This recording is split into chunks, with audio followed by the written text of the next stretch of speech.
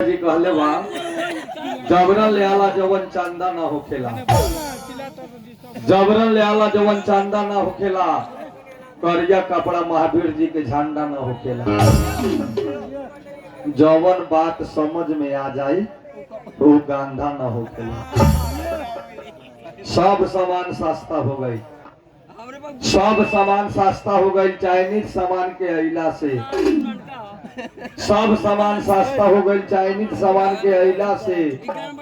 Jeans pant के महंगाई बढ़ गई लड़की सबके पहनने से। दही चिवड़ा के खानाई छूट गई सर्दी खोखी के अइला से। मांस दारू के भाव बढ़ गई पंडित जी लोग के खैला से। सुरती के था कब लगेला ओठ में दबैला से, सोना के था कब लगेला कसौटी पर चढ़ैला से। मर्द लोग के था कब लगेला जाड़ा के टाइम में मौगी के नैहर चल गईला।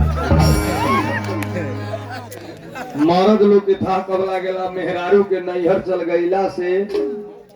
आ मेहरारू लोग के था कब लगेला मर्द के विदेश चल गईला से। लाइफ बॉय साबुन महंग हो गई, लाइफ बॉय साबुन महंग हो गई डोम सबके लगायला से। कार्बन मोबाइल के कंपनी बंद हो गई चमार दुसाद के चलायला से।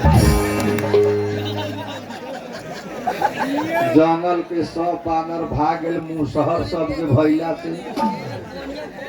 खेत पानी नहर के टुकड़ा सितुआ मछली उड़ा गेल थारू थरून के खायला से। भगवान हमारा कुछो कमी नहीं खे दिले, सब पूरा बा, लेकिन आज हम रोड में भीख मांग रहा बा। यादव है हम ही बोले रहे यादव के बुद्धि ठेवने में रहा। ये बात के दोसर जात बड़ा चुआइस ले, वैसा बात नहीं थे। नेपाल से लेके इंडिया तक, इंडिया से लेके नेपाल तक आगा कुर्सी पर हमारे यादव राष्ट्रपति राष्ट्रपति नेपाल राम वरण यादव। फिल्मी दुनिया में दिनेश लाल निरहुआ यादव, खेसारी लाल यादव, नाच में कामेश्वर यादव, कुर्सी पर यादव भी, नाम निकाले में नाम चलावे में यादव भी, सूद बरियात न लागे दे बिना लाता लाती खे यादव भी, बरियावल पंचायत न मान लेते यादव भी, जाथा जमीन में यादव भी, घर घराड़ी में यादव भी, मुँह जोरइयो में यादव भी। पूछो में हमने पीछा न रहे वाला बा। एगो यादव हो के हम सब जात के रात भर ओस में बैठा दी तो बुद्धि छे उनमें कैसे बा। लेकिन हाँ हमने के यादव में एगो चीज कमी, सब में तो आगाड़ी बड़ी हम कुछो में कमी नहीं थे, लेकिन हमने में एगो चीज कमी बा कि हमने के यादव में जल्दी लड़का पर अगुआ ना आवा। तब ना हमने के यादव में 45 वर्ष के मूढ़ा ने बउआइत रहा, लेकिन हम नहीं के बउआए वाला। हम शौक से हम रोड में आ गए, शौक ना दुख से। आज हमारा पास ऐसा एगो बीमारी बा, हेलो होने से कोनो गीदर लेखा चीज हाँ सफर बहुत लहरिया काम बा।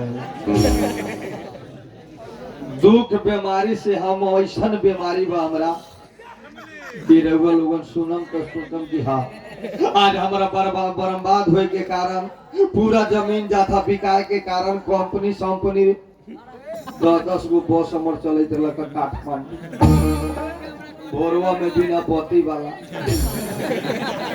लिखा रहे हो में नेपाली में मानछे बसने काठमांडू पुगावने गारंटी।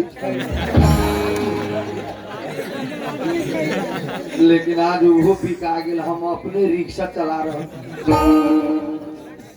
लेकिन बीमारी हमरा लगे ऐसा बा भाई ते एक्सीडेंट से और नहीं रह जाइए, नीचा खड़ा हुआ नीचा कम से कम एगो तो छोटी स्टेज बस हाँ पर न कहे तो बड़ा दौड़ धूप पाए हमरा लगे उहे बीमारी बा जो रघुआ लोगन सुनाम तो हमरा से ज्यादा दर्द अपने लोगन के हो। मेहरारू तो हमर सापा काजल रगवानी मिली 1000 में एगो। हमरा लोग पूछो चाहे ना पूछो, लेकिन मेहरारू के हमरा आगाड़ी पछाड़ी 5 गो बहू आते रह। पढ़ल लिखल बा उससे 1000 में एगो मेहरारू। हम अपने गणासी जनरेटर के पिला, लेकिन मेहरारू हमर टंच मिल गई। भगवान वही लेकर बना के भेजले, नीमन के खराब, खराब के नीमन। लाइनो आयल बता, एगो ठंडी एगो गर्मी। मर्दो मेहरारू में एगो होशियार एगो बुर्बक।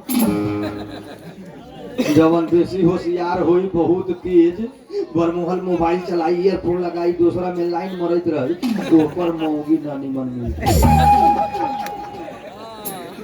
हमरा ऐसा जितना गणासी हुई सोझिया ओकर साफा टन से मिले। मार्केटिंग करे वाला तो एगो चाहिए, तो हमनी से तो बाजार होबे ना करले, हमरा से तो मार्केटिंग कैसे हो। मेहरारू हमारा आधे घंटा में आधा रसकौल देख दी। हमरा 100 तक ले गनही के लूर नहीं। वो से हमरा ऐसा लेढ़ा के उतना निमन मेहरारू भगवान भेज। हमरा घर के गार्जियन हम मेहरारू बा, हम ना। हमरा तो भूले के लूरे नहीं के जहाँ कहले जा बैठे ले आ पी ले ली, जहाँ भी सुत रह। टेंशन बा ज्यादा, एगो ऐसा बीमारी बा टेंशन बा। आज हम वही से रो रहल बाड़ी। भगवान न देखलक न चिन्हलक, आज हम बिगड़ गए। लेकिन वो बीमारी हमरा का बा, मेहरारू हम बढ़िया मिल गए, टंच मिल गए, सब कुछ बढ़िया बा, लेकिन बीमारी एक एगो बा। आज हमरा 5 साल शादी कैला हो। लॉकडाउन में हमर शादी भइल, आ हमर शादी भइल तो हम एको गो लोग के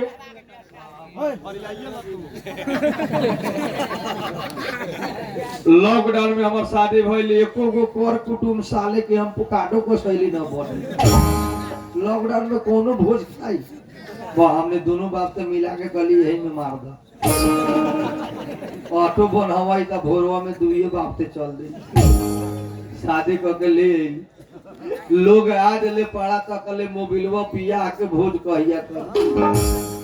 लोग के भोज कथी कर, जवन चीज हम सोचली जवन तो भेल।